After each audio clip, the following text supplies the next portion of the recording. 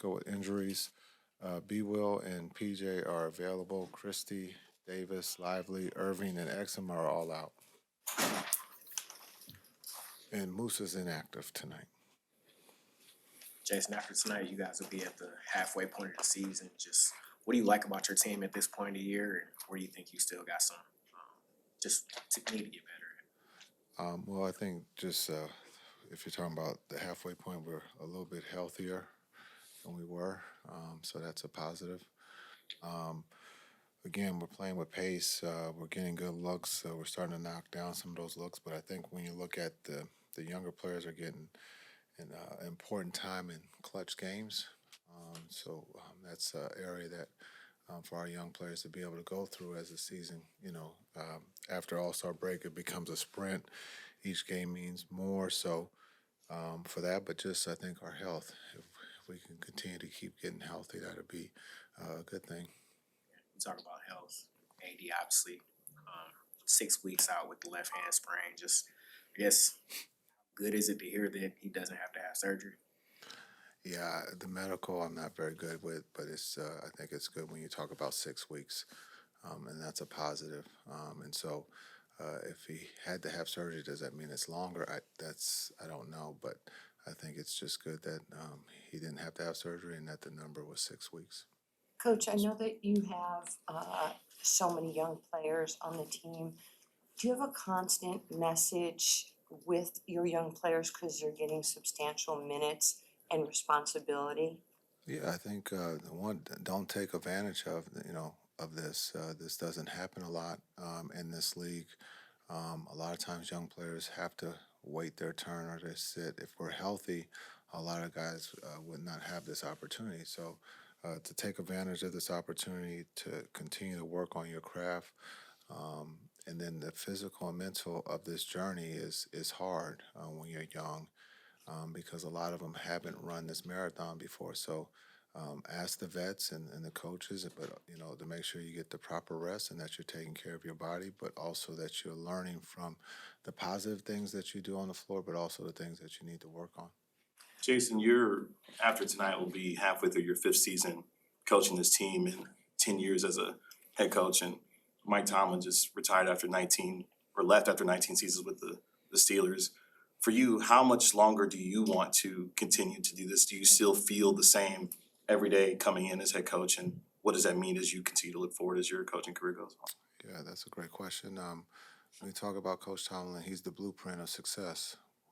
All of us as coaches would love to have that record, and the influence that he has on young men. Be able to spend some time with him at training camp, I had never seen anything like that. And the impact of the past players and the present is incredible. And so for the Pittsburgh Steelers, they lose an incredible leader, but he is the definition of blueprint for us as coaches. And so, but there is a time when mentally and maybe physically you might need a break. I don't know that about Coach Tomlin. I think he can do it, until he's 100. That's just the way he's built. He loves teaching. He loves the leadership. He loves the competition. And so hopefully he's back soon. Hopefully this is just a short break and he gets back to being a head coach.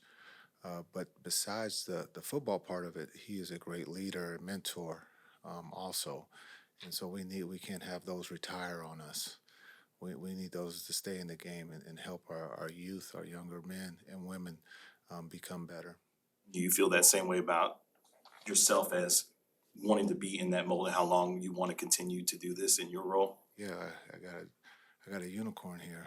I got Cooper Flag. I'm excited to come to work to make him uncomfortable, to help him become one of the best players in the world. Not just that, but the rest of the guys, the guys that are two ways that can fulfill their dream to become, to get that NBA contract, to be part of a roster, that they don't have to worry about 50 games. That's the fun part is trying to help these young men become successful on and off the floor.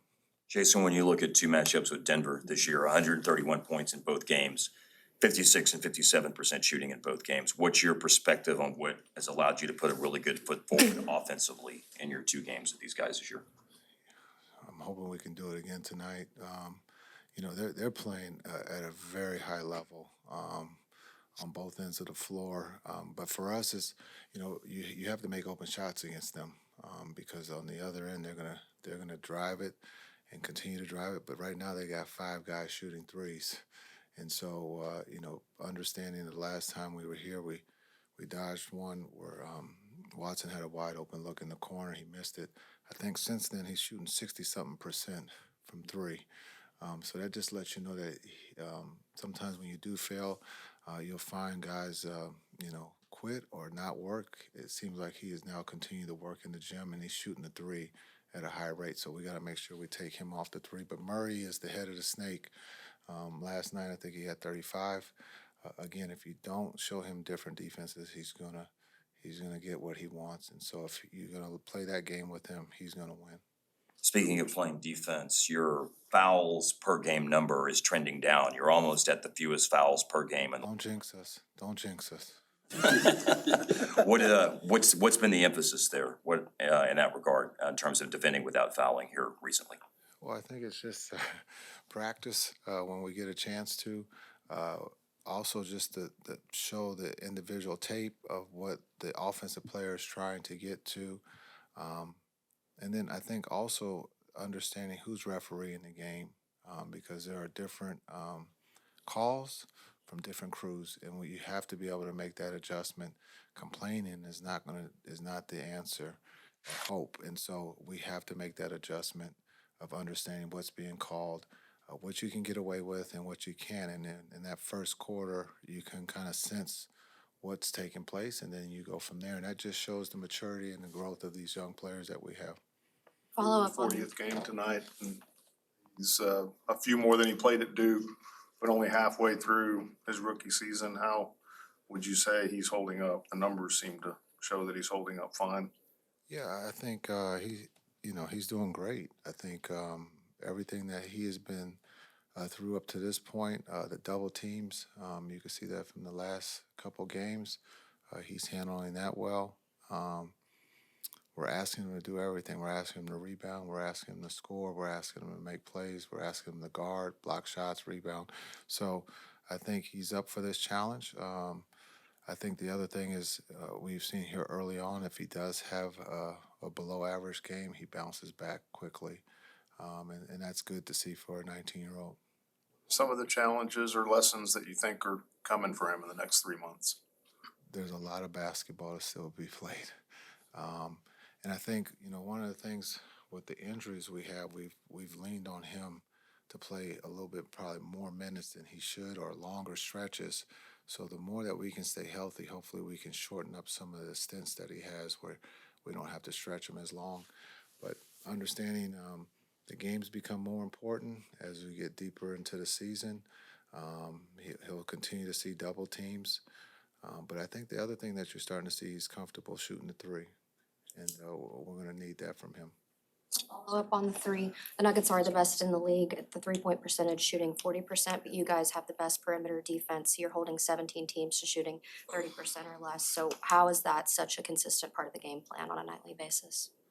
Well, Denver's a little different. They have quite a few shooters out there. So when you run one off, it's a team defensive concept that you have to continue to keep chasing.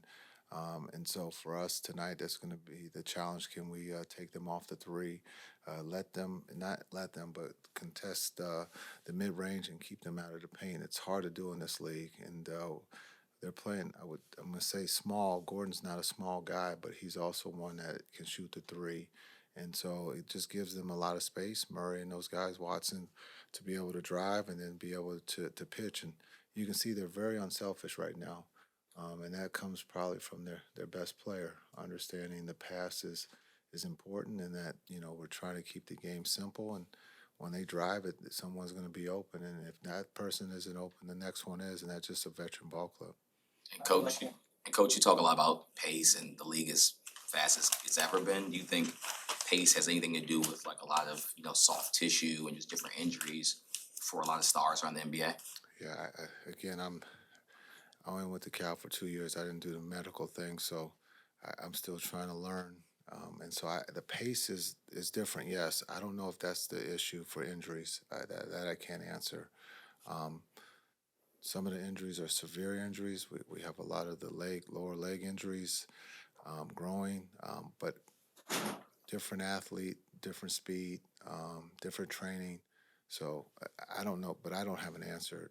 If to be able to answer your question, my opinion is the game is fast and the athletes are bigger and stronger, and that might just open up to more injuries. Heading into the draft, I feel like one thing that people like to critique about Cooper Flag was his finishing, but here in Dallas, it's kind of become a staple of his game. What have you thought of his growth in that area and what makes him such a great finisher? Who likes to critique his game? Like a lot of draft scouts and other media members critiqued Cooper's finishing heading into the draft. So I'm asking you what you think of his finishing this year and how he's improved in that area. Oh, his finishing has been great. Again, we're talking about an 18-year-old who came in the league. Yes, he is now 19.